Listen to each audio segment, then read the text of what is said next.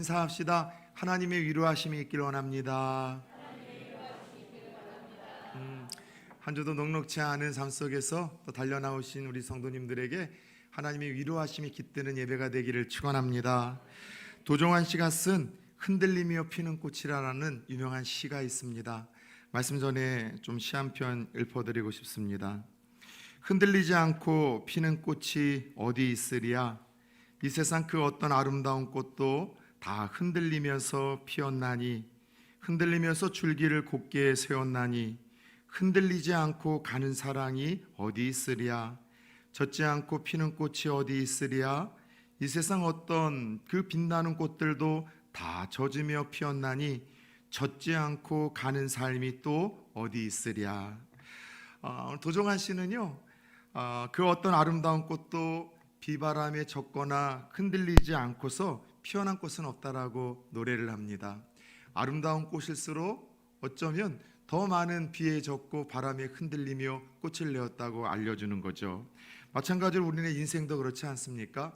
우리의 신앙생활도 그런 것 같아요. 저마다 비에 젖고 아름답게 여러분들 신앙이 꽃피우고 삶이 꽃피우기 전에는 바람에 흔들리는 그 시간들을 우리도 피할 수는 없습니다.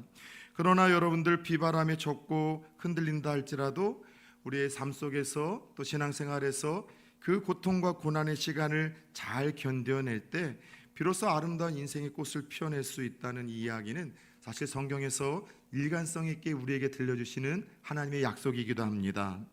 여러분, 그런 의미에서 오늘 함께 읽은 본문에서도 우리는 그와 같은 신앙 고백을 하는 한 사람을 만나보게 되는데요, 바로 사도 바울입니다. 자, 우리 기억하십니까?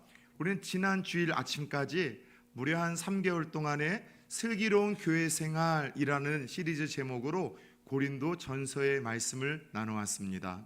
고린도 전서, 에베소라는 도시에서 머물던 사도 바울이 자신이 개척을 하고 세웠던, 그러나 어쩔 수 없이 떠나왔던 고린도 교회에 대한 안타까운 소식을 듣습니다. 성도들끼리 서로 싸우기 시작했고, 오래 믿어도 어린아이 수준에서 머물렀고, 이기적이었고, 분파를 갈랐고, 그리고 자기중심적이었고, 사랑이 메말랐고, 그래서 이런 어려운 소식들을 듣고 하나님의 마음으로 그 교회의 문제들을 풀어주기 위하여 사랑을 담아 꾹꾹 눌러 편지 한 장을 써서 보내었으니, 그 편지가 어떤 편지라고요? 그게 바로 고린도 전서입니다. 자, 그리고 오늘서부터 이제는 몇 달 동안 저는 고린도 후서의 말씀 따라서 봅시다. 너희의 믿음을 시험하고 증명하라.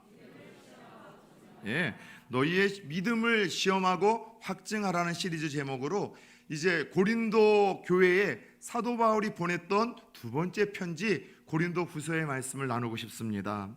여러분들, 이 고린도 후서는요, 전서하고는 달리 에베소가 아니라 마게도니아에서 사도 바울과 이 성도들 사이에 있었던 오해와 갈등의 문제를 좀 해결하고, 그 교회 안에 여전히 남아 있었던, 아니 또 다시 발생한 다른 문제들에 대해서 좀 하나님의 뜻을 알려주고자 사도 바울이 전서를 보낸 후 6개월 후에 보냈던 두 번째 편지가 바로 이 고린도 후서입니다. 여러분, 교회를 무너뜨리고 힘들게 하는 여러 요인 중에 하나는요, 여러분, 오해와 갈등입니다. 성도들 사이에서 오해와 갈등, 곡해가 일어나고, 또 목회자와 성도들 사이에 오해와 갈등이 일어나기 시작할 때 교회에 여러분 여러 어려움의 시간들이 찾아옵니다. 그런데 너무나 안타까운 것은 누구보다도 가까웠었던 영적 아비였었던 사도 바울과 고린도 교회 성도들 사이에서도 뜻하지 않은 오해와 또 곡해로 인해서 갈등이 일어나 교회가 조금 혼란스러운 상황에 이르게 되었습니다. 여러분, 그거 아시죠? 믿었던 사람에게 여러분들 실망하면 2배, 3배로 더 아픈 법입니다.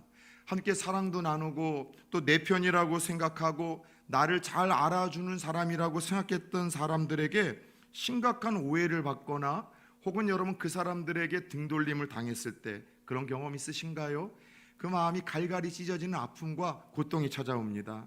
그래서 사실 다른 사람들보다도 더 우리가 상처를 많이 받는 사람은 가족인 이유가 그런 이유예요.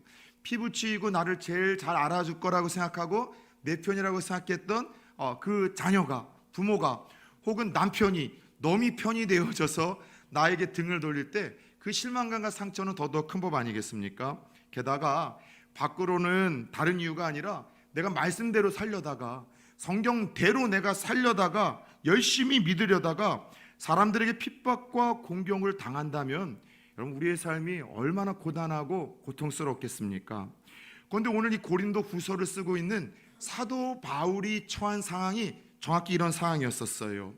교회 안으로는 세상에 아군이 쏜 총알에 맞는 군사가 여러분 전쟁터에서는 제일 억울하고 여러분 아픈 격인데 성도들에 인해서 오해와 곡해 비난으로 인해서 사역에 여러분 힘이 빠져버렸고요.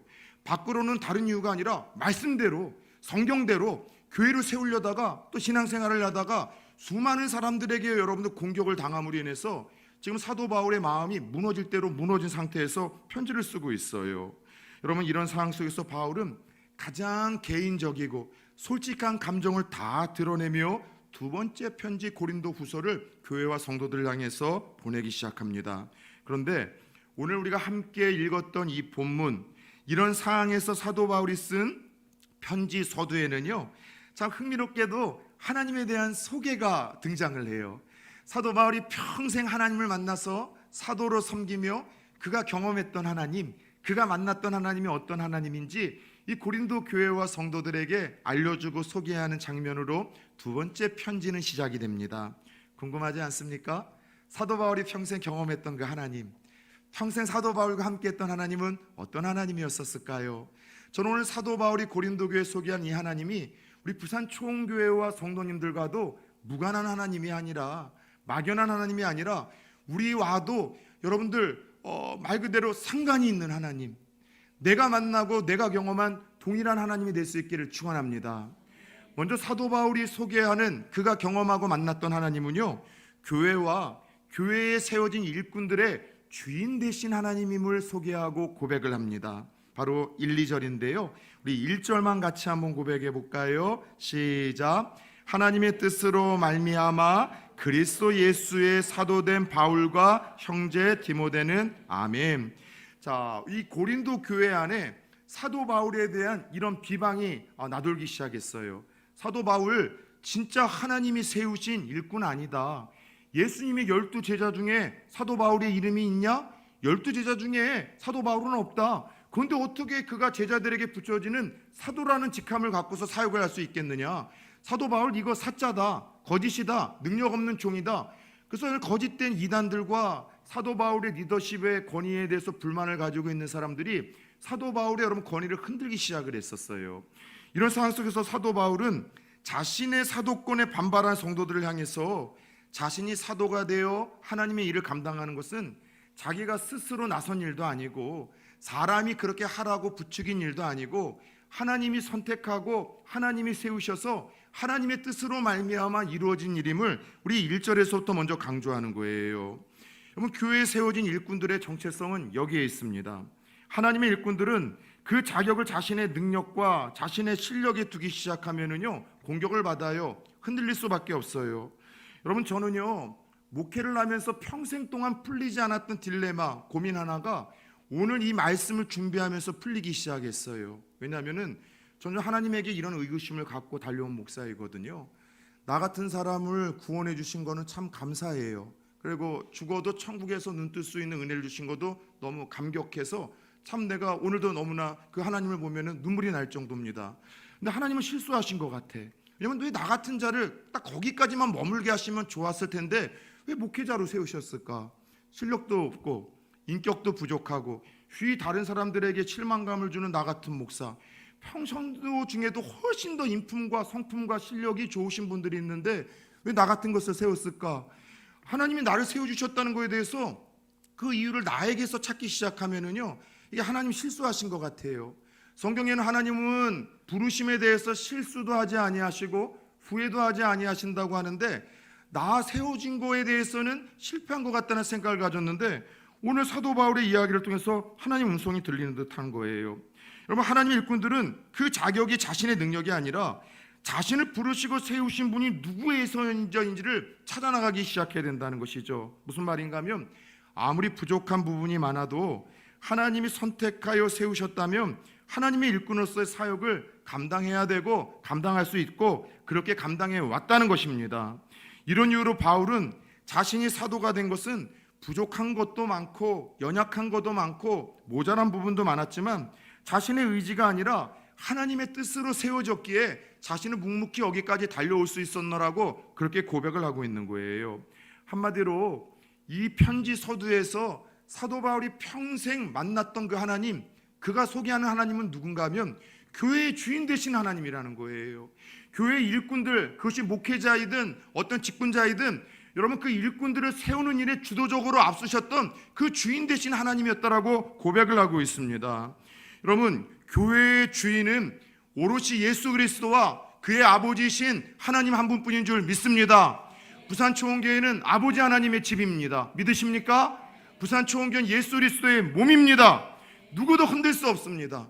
누구도 자기의 마음대로 교회를 이끌어갈 수 없습니다. 하나님의 뜻과 예수 그리스도의 뜻을 따라 성경적인 원리를 따라 교회는 이끌어져 가야만 합니다. 교회에 세워진 일꾼들, 때로는 인간적인 생각과 계획으로 여러분들 세워진 것 같지만 전혀 그러지 않은 거예요.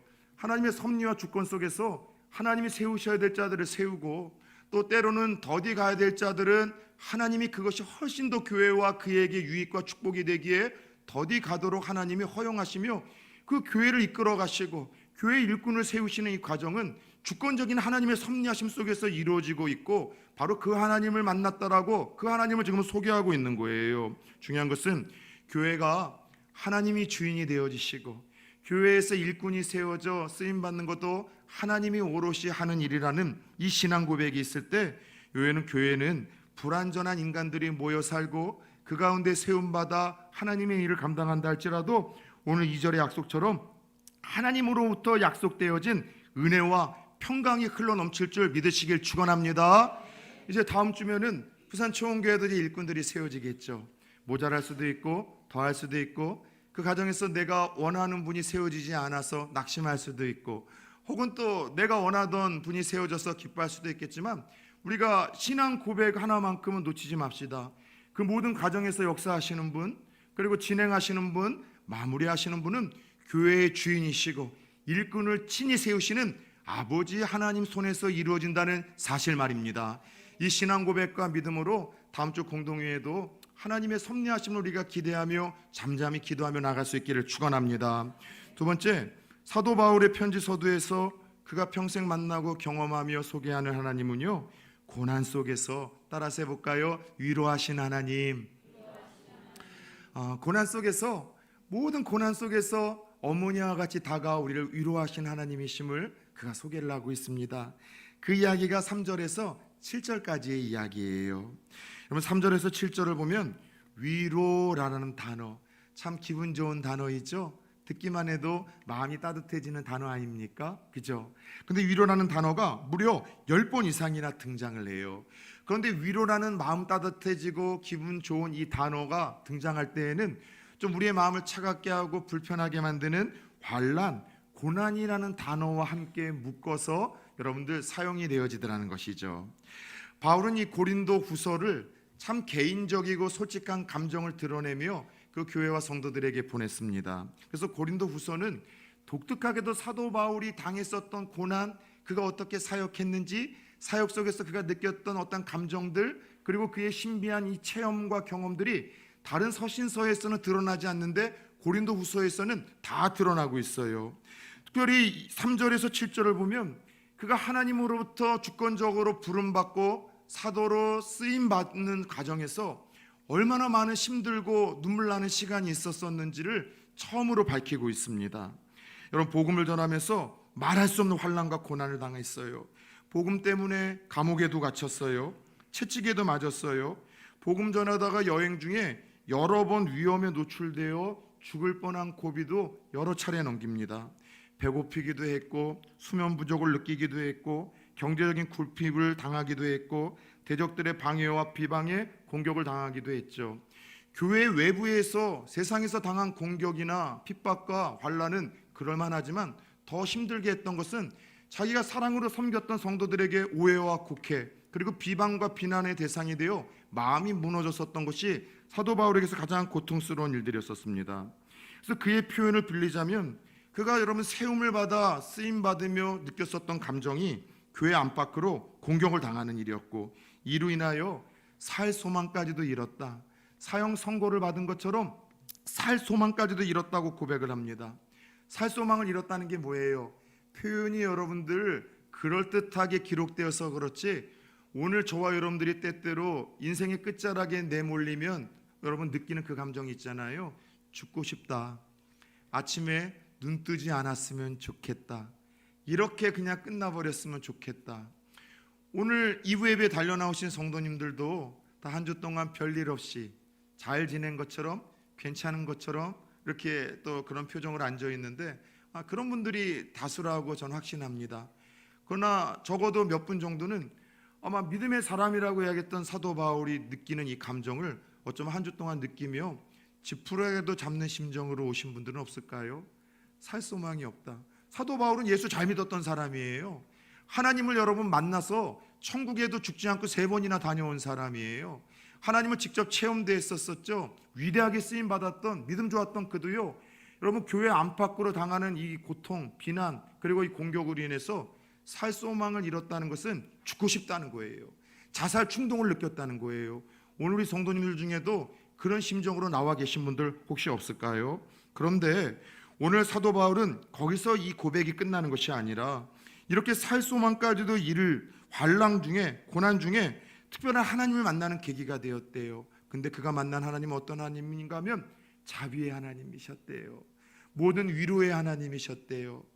저는 성경에서 이 자비 혹은 인애라는 단어를 참 좋아해요.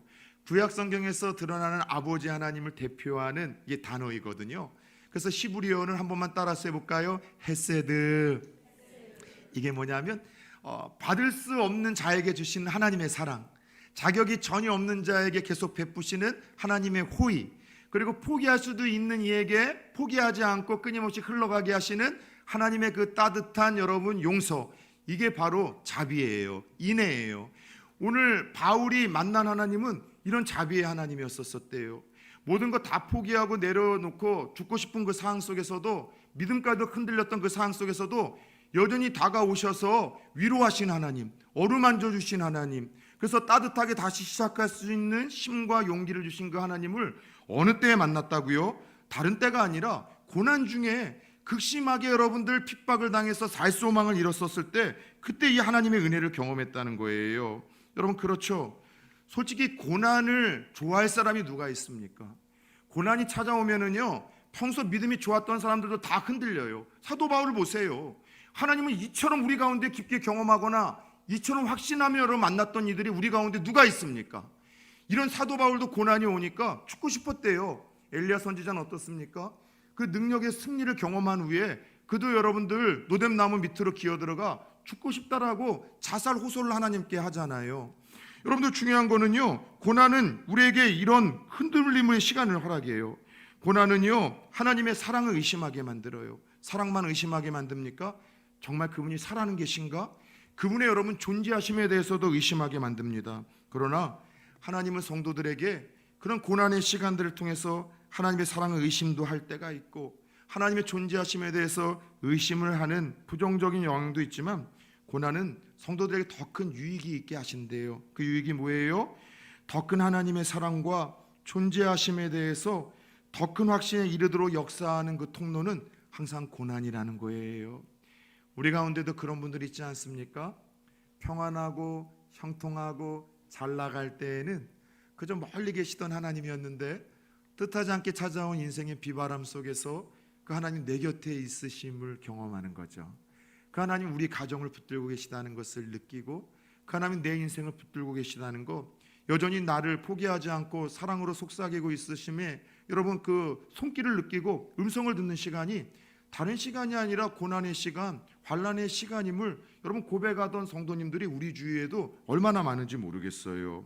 그래요, 하나님은 우리의 고난을 아시고 이해하시고 공감하셔서 따뜻하고 다정한 어머니와 같이 고난받는 성도들에게 다가와 위로하시는 분이라는 사실을 믿으시기를 축원합니다. 사랑하는 여러분들, 그리스도인들에게 고난은 고난 자체로 끝나지 아니에요.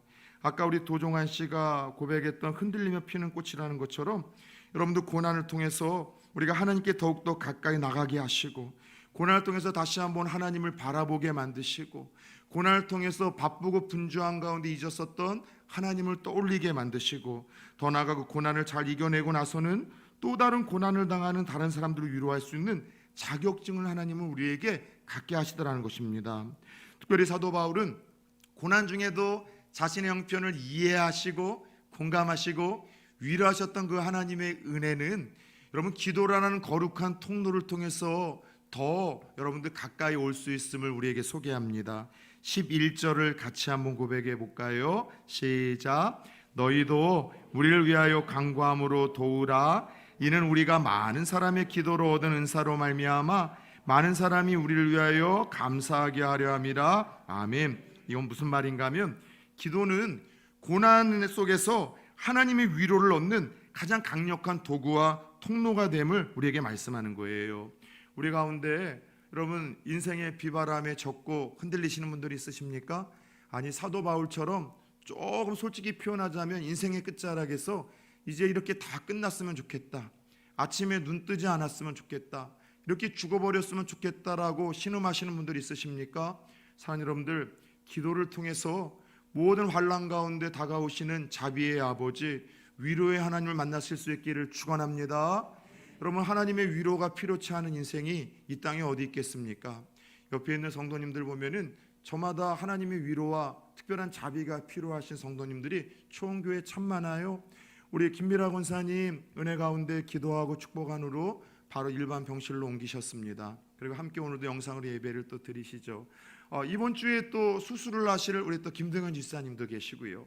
또 계속해서 또 우리 투병 중이신 우리 또 전미정 집사님도 계시고, 다리가 아프신 또 우리 최장로님도 계시고, 그 외에 또 어깨가 아프신 우리 추성순 권사님, 추성순 권사님께서도 좀 기도해 주세요. 권사님 건강해야지 밥 얻어 먹을 수 있어요. 권사님 건강하지 못하면 누가 우리 밥 해주겠습니까? 그죠? 그래도 뭐 양면 권사님도 계시고 이 권사님도 계시고 김혜석 권사님도 계시고 이강 권사님도 계시지만 그래도 또 이 분담되던 일들이 또 가중이 돼서 힘들잖아요.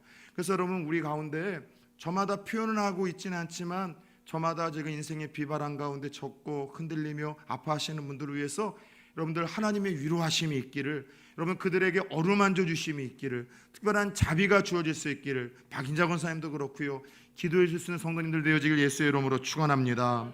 끝으로 사도 바울이 그의 여러분들 사역 속에서 만나 소개하고 있는 하나님은요, 따라서 해볼까요? 고난에서 건져내시는 하나님. 바로 이것이 8절에서 11절까지의 여러분들 이야기예요. 자, 바울은 심에 겨운 환난을 당해서 목숨까지 잃을 뻔했지만 그러나 이를 통해서 하나 배운 유익이 있대요. 그에게 주어진 고난의 유익이 하나 있었었대요. 무엇이었을까요? 8절 9절을 같이 한번 읽어볼까요? 형제들아, 우리가 아시아에서 당한 환난을 너희가 모르기를 원하지 아니하노니 심에 겹도록 심한 고난을 당하여 살 소망까지 끊어지고, 우리는 우리 자신이 사형 선고를 받은 줄 알았으니 이는 우리로 자기를 의지하지 말고 오직 죽은 자를 다시 살리시는 하나님만 의지하게 하심이라. 아멘. 자, 이 고난 속에서 사도 바울이 여러분들 어떤 고난의 유익을 노래하고 있는지 지금 여러분들 눈치채셨어요? 그가 하나님만을 의지하는 시간이 되었대요. 하나님만을 더욱더 의지하는데, 그가 의지하고 바라봤던 그 하나님은 죽은 자도 살리신 하나님, 없는 것도 있게 하신 하나님, 나는 다 끝났다, 길이 없다, 이제는 소망이 없다라고 말할 때 여러분 그 소망이 없는 곳에 길을 내신 하나님, 사방이 막히면 위로라도 우리를 날게 하시는 하나님, 바로 그 전능하시고 불가능하신 그 하나님, 없으신 그 하나님을 의지하게 만드는 그 믿음과 은혜가 이 극심한 환난과 고난의 때에 그에게 주어졌음을 고백하고 있어요. 다시 한번 우리가 되돌아가 봅시다. 사도 바울이 예수님 의지 안 했습니까? 그가 하나님 안 믿었습니까? 그가 신앙생활을 포기한 적이 있었습니까? 여러분, 그랬던 그도 환난과 고난, 죽고 싶을 만큼의 고통스러운 이 시간을 통해서 뭘 배웠대요? 비로소 하나님만 바라보고 하나님만 붙들고 하나님만 의지하는 이 여러분 이 신앙의 유익과 은혜를 경험했다고 고백을 하고 있습니다. 여러분, 그래요. 세상에 어떤 아비가 그 자식이 배고프고 아프고 고통스러워하는 걸 좋아할 아비가 있겠습니까? 하나님이 우리 하나님의 백성들이 힘들고 고난 가운데 있는 것을 왜 기뻐하시겠습니까? 그럼에도 불구하고 고난을 허용하시는 사실 여러 이유가 있기 때문에 하나로 못 박을 수는 없지만 오늘 말씀을 통해서 고난을 자녀들에게 허용하시는 한 가지 이유가 있다면 그 시간들을 통해서 우리가 하나님만 의지할 수 있도록, 하나님만 바라볼 수 있도록, 하나님만 붙들 수 있도록 그 시간들을 통해서 그러한 유익이 있도록 허용을 하고 계신다라는 것을 말씀하고 있는 거예요. 아무리 힘 있는 사람이라도, 똑똑한 사람이라도 어떻게 우리를 다 위로하고 완벽하게 도와줄 수 있겠습니까? 사람을 의지하면 자꾸 실망이 큰 법이에요. 자주 얘기했던 것처럼 사랑은 믿고 의지하잖아요. 그러면 여러분 반드시 실망하고 상처를 받게 돼 있어요. 사람은요 절대 사랑의 대상이지, 용서의 대상이지, 이해의 대상이지, 믿음의 대상이 될 수 없어요. 사람은 믿어서도 안 되고 의지해서도 안 돼요. 더 큰 상처와 아픔이 있기 때문이죠. 아무리 나를 사랑하는 사람이라 할지라도 그 사람의 감정과 충돌을 하고 자기 이익과 충돌을 하고 자존심과 충돌을 하잖아요. 제 목회 경험상 그런 제자들 많이 봤거든요. 저를 위해서 간쓸게 빼주고 죽겠다고 이야기한 제자들도 있지만 자기 감정과 부딪히잖아요. 등에다 칼 꽂더라고요. 자기 자존심 무너뜨렸다는 것 때문에 배신을 하더라고요. 자기 이익과 충돌한다는 것 때문에 저를 여러분 비방을 하더라고요. 사람은 의지의 대상, 믿음의 대상이 아니라 그저 용서와 이해와 사랑의 대상이고요. 설령 나를 사랑하고 믿는 사람이라 할지라도 내게 처한 고난과 위로에 완벽한 여러분 도움이 되어줄 수는 아무도 없어요. 여러분 그래서 오늘 바울이 그랬다는 거예요. 그러나 그는 그 위기 중에 그가 비로소 하나님만 의지하고 하나님만 바라보고 하나님만 붙들고 나아갔을 때 하나님이 그를 던지시고 구원하시고 그를 여러분을 도우셨다라고 고백을 하고 있습니다. 그리고 자신의 삶을 경험 삼아 고난을 당할 때 너희들도 할 수 있는 것이 무엇이냐? 오직 위로하시는 그 하나님만 의지하고 하나님만 붙들고 하나님만 바라보며 살라고 지금 10절에서 그렇게 권면을 하는 거예요. 그래요. 우리 하나님 어떤 분이십니까? 우리의 삶 속에서 함께 하시며 내가 당하는 고난과 아픔을 아시는 분이시고 이해하시는 분이시고 공감하시는 분이시고 우리를 위로하시는 분이십니다.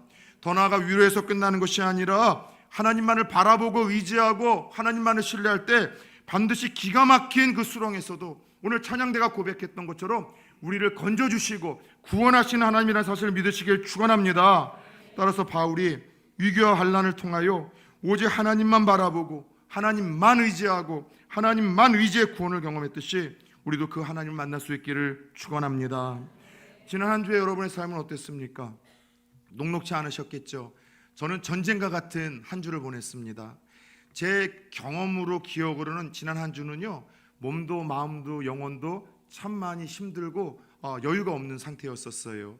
제 아내가 뒤에 있지만 제 사택은 5층입니다. 사무실은 4층이에요. 제 사무실에서 사택에 11시 전에 올라갔었던 날은 어제가 처음이었었습니다. 9시 반쯤에 한번 올라간 것 같아요. 좀 어제는 죄송합니다. 일찍 퇴근했습니다. 그게 11시 전에 퇴근한 적이 없습니다. 뭘 하고 있었었냐고요? 뭘 했겠습니까? 여러 가지를 하고 있었었죠.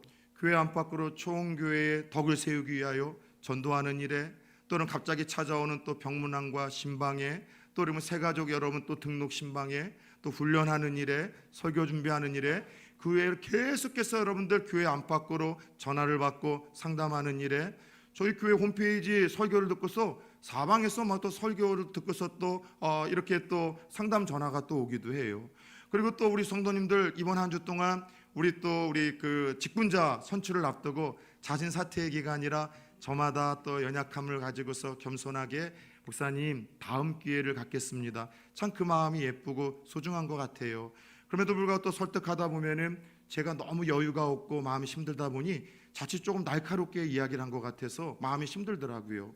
그래서 제자훈련 이번 주 과가 말의 덕을 세우는 사람이라고 해서 상처를 말로 주거나 받은 적이 없느냐는 이야기를 서로 나누다가 항상 말로써 상처를 받았던 자기 이익의 어떤 이 위주에서 이야기를 하다가 성령께서 혹시 내가 여유가 없어서 말로 누군가에게 상처를 주지 않았을까 싶어서 혹시 제가 조금 떠오르게 하시는 분들이 있기에 우리 제자들에게 이야기를 했어요. 목사로서 자존심 다 내려놓고 하나님 말씀하신다면 나도 순종해야 될 것 같다라고. 내가 아침에는 그분들에게 전화를 해서 사과를 좀 구할 거라고 이야기를 했고, 몇 분에게 어제 전화를 드렸어요. 혹시 제가 여유가 없어서 날카롭게 이렇게 하진 않았는지. 그래서 여러 모양으로 걱정이 되는 거예요. 왜냐하면 저는 근데 그것을 다 예상했거든요. 아하, 6분 중에 미리 저에게 이제 자진 사퇴를 그 전에 희망하셨던 분들이 몇 분 계셨고, 그 중에 3분은 안 되고 2분도 될까 싶었는데 그래도 설마 했는데 그 2분조차도 이제 나오진 않은 거죠. 그래서 여러분, 예상은 했었던 일이고 장로님한테 얘기는 안 했지만 기도만 하면서 그래도 잘 되지 않을까 싶었었는데, 여러 가지 이야기들과 생각하지 못했던 여러 가지 일들 속에서 마음이 다 무너지고 힘든 거예요. 그런 가운데 하나님 주시는 위로하심이 있는 거예요. 목사님들을 통해서, 다른 교회 장로님들을 통해서 위로하심이 막 있는 거예요. 그러면서 하나님이 오히려 낙심하고 절망하는 것이 아니라 이 말씀을 통해서, 야, 교회가 네 거냐? 내 거지. 내가 알아서 할 테니까 건방지게 걱정하지 말라는 거예요. 그저 하나님만 의지하고 하나님만 바라보면서 그냥 기도하면 하나님이 하시겠다는 거예요. 그리고 하나님이 세우실 사람들이 있으니 하나님이 세우실 사람들은 그들에게 은혜와 능력 주셔서 하나님이 하시겠다는 거예요. 그래서 하나님이 거룩한 오기를 주신 거예요. 낙심하고 절망하는 것이 아니라, 내가 적어도 10년 뒤에 교회를 이제 떠날 때, 적어도 또 다른 일꾼들을 뽑아낼 때에는 정말 좋은 일꾼들이 있어서 누구를 뽑아낼지 모르겠다는 그 고민을 하게끔 더 많이 훈련시키고 더 많이 집중해서 이 사역을 감당해야 되겠다. 지난 12월 말에 부산에 있는 어느 큰 교회 장로님 몇 분들이 저를 찾아왔어요. 그래서 뭐 이런저런 상담을 하는데, 그 교회 장로님들이 거의 한 20명이 되는데, 놀라운 것은 저한테 제자훈련 받았던 분이 7분이 장로님이 되셨고, 선임 장로님도 제자훈련을 저한테 받으신 분들이에요. 그래서 여러분들, 부산 총교회 그런 은혜가 있기를 축원합니다. 그래서 여러분들, 교회가 하나님 것이고 하나님이 세울 것이고, 그래서 사람을 통해서, 말씀을 통해서 위로하셔서 믿음을 주시는 그 하나님을 경험하며, 사도 바울이 만났던 하나님이 이 하나님이라는 확신을 가지고 오늘 이 말씀을 여러분들과 함께 나누며 고린도 후서의 말씀을 통하여 은혜를 받고 싶어요. 사랑하는 여러분들, 자비로우신 우리 아버지 하나님이 저와 여러분의 모든 사정을 아십니다. 건져주실 줄 믿습니다. 그리고 이 믿음이 있을 때 바울에 대해서, 자기에 대해서 의심하고 오해하는 사람들 오히려 축복할 수 있는 것이고요. 이 믿음이 있을 때 오늘 나에게 주어진 환난과 고난을 통해서 하나님만 더 의지하고 하나님만 더 붙들고 하나님만 바라보며 나가는 거예요. 그렇게 나갈 때 고난 중에 위로하신 하나님, 사도 바울을 기가 막힌 웅덩이에서 건지시고 살리셨던 그 살아계신 하나님, 전능하신 하나님이 저와 여러분들에게도 상관 있는 하나님이 되실 줄 믿습니다. 이 한 주 그 하나님을 경험하고 체험하는 우리 부산 총교회 성도님들 되어지길 예수의 이름으로 축원합니다.